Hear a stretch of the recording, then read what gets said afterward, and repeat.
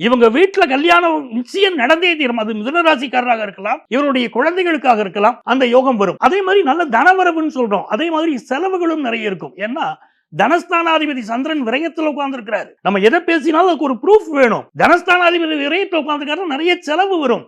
ஆனால் அந்த செலவுகள் தனஸ்தானத்தில் குரு உட்கார்ந்து சுப செலவுகளாக மாற்றி கொடுப்பாரு. நல்ல நல்ல காரியங்களா மாற்றி கொடுப்பாரு.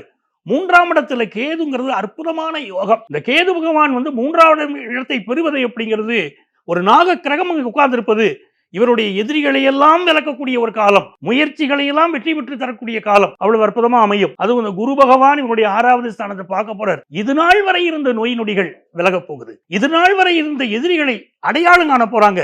அவர்களை பந்தாட போகிறார்கள். மிகப்பெரிய கண்டங்களில் இருந்து இவர்கள் தப்பு போகிறார்கள். இதுல நம்முடைய மகேஷியர் சொன்ன விஷயம் ஞாபகம் வருது. அதாவது சனி பகவானுடைய அனுக்கிரகத்தை இந்த ஆண்டு நம்ம கவனமா பார்க்க வேண்டியிருக்கு. மிதுன ராசிக்காரர்களுக்கு 10ஆம் இடத்தில் சனி வந்தால் அப்ப 10ஆம் பிரச்சனையை தரணுமே அப்படின்னா அவர் தர்மாதிபதி. அதைத்தான் அவர் குறிப்பிட்டு கொண்டு வர்றாரு. தர்மாதிபதியான சனி பகவான் கர்மஸ்தானத்தில் உட்கார்றாரு.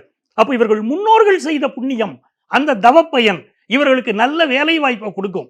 இவ எவ்வளவுதான் உழைச்சாலும் டார்கெட்டை இவங்க அச்சீவ் பண்ணல, அப்படியே அவங்களுடைய மேனேஜ்மெண்ட்ல அவங்களுக்கு ஏதாவது குறைய சொல்லிக்கிட்டே இருப்பாங்க. இந்த காலகட்டத்தில் இந்த பேரெல்லாம் நீங்கும், அவப்பெயர்கள் நீங்கும், நல்ல பெயர் உண்டாகும்.